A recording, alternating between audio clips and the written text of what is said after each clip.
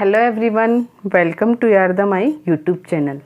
देखिए, previous video में अपन ने इसकी आधी मैकेनिज़्म कवर कर ली थी। बाकी रिमेनिंग मैकेनिज़्म अपन आज के वीडियो में कवर करेंगे। तो देखिए, अगली मैकेनिज़्म क्या है, lower growth factor requirement. Normal cell को क्या चाहिए, ग्रोथ फैक्टर की आवश्यकता होती है, इंटरनल एक्सटर्नल सिग्नल्स की आवश्यकता होती है, लेकिन कैंसर सेल को इनकी आवश्यकता नहीं होती है, वो केवल इन्वेड करती हैं। तो देखिए, what are growth factor? Any group of proteins that stimulate cellular growth, also they help in cellular differentiation and cell division, found in range of organism like मतलब ऐसे ऑर्गेनिज्म पाए जाते हैं जो एक ग्रोथ फैक्टर की भांति कार्य करते हैं, जैसे amphibian, insect, humans, plants. Growth factor can be produced by many tissues, जैसे कि insulin growth factor, epidermal growth factor, platelet growth factor, nerve growth factor and erythropoietin. Some cytokinins can also act as a growth factor. कुछ cytokinins भी क्या हैं, growth factor की भांति कार्य करते हैं। जैसे कि आपने इम्यूनोलॉजी में पढ़ा होगा कि जो टी हेल्पर सेल्स पाई जाती हैं वो क्या है कि वो क्या करती हैं कि चलो तुम ग्रो करो। आगे देखो, signalling pathways that mediates the normal function of growth factors are usually destabilise in cancer. In proper progression of cell cycle coordinate action of growth factors are needed. क्या होता है कि एक सेल की प्रॉपर प्रोग्रेशन के लिए क्या चाहिए, ग्रोथ फैक्टर की आवश्यकता होती है, लेकिन कैंसर सेल को इनकी आवश्यकता नहीं होती।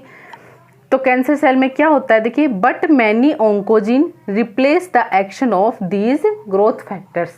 ऑन्कोजीन क्या कर देते हैं, ग्रोथ फैक्टर को रिप्लेस कर देते हैं।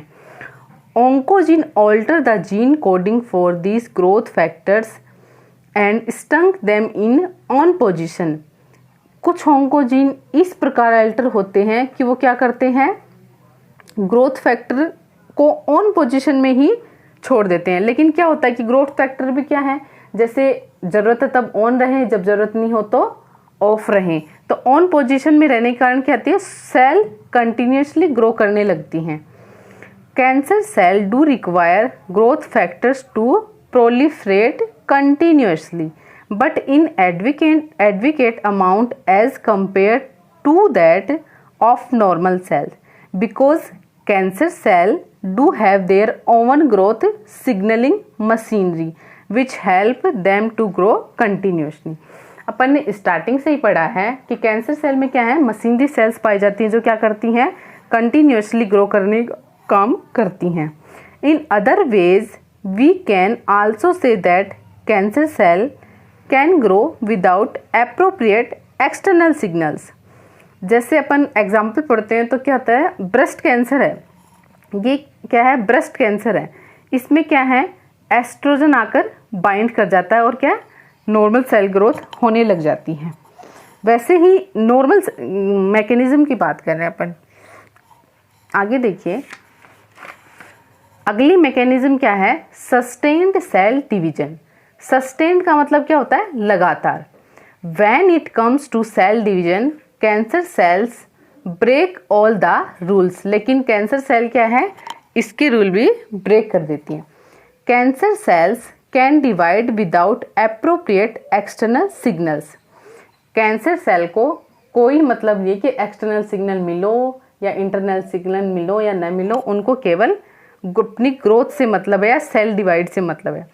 दे do not exhibit contact inhibition, उन्हें किसी भी प्रकार का कॉन्टैक्ट इनहिबिशन नहीं चाहिए।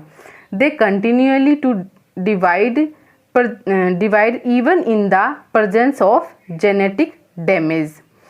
Growth is unlimited leads to formation of tumour and cancer and all of the above properties help a cancer cell to sustained cell division rapid. ये जितनी भी प्रॉपर्टीज पाई जाती हैं वो क्या है, सेल डिवीजन को सस्टेनली रैपिडली ग्रो करने का काम करती हैं। अगली मोस्ट मैकेनिज्म है एंजियोजेनेसिस। एंजियो का मतलब क्या होता है? Blood vessels. जेनेसिस का मतलब क्या होता है? Generation. Cancer has the ability to spread to the adjust of distant organ. Cancer cell में ऐसी एबिलिटी पाई जाती है जो क्या है? डिस्टेंट ऑर्गन का काम करती है। For the metastatic growth spread of the cancer tissue, growth of vascular network is important. Metastatic में क्या होता है? एक वस्कुलर नेटवर्क एक मेटास्टैटिक की प्रॉपर्टीज में क्या होता है? स्प्रेड करती है टिश्यू के साथ, जिसमें क्या है? नेटवर्क इंपॉर्टेंट रोल प्ले करता है।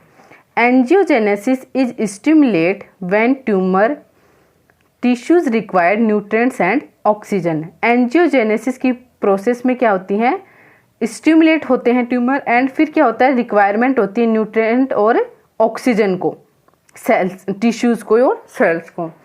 तो ये देखो इस डायग्राम में देखिए आप, ये क्या है? एक कैंसर सेल है, नॉर्मल कैंसर सेल। इसको यहाँ पे क्या किया है? जूम करके दिखाया गया है। तो ये जो रेड कलर की है ये क्या है?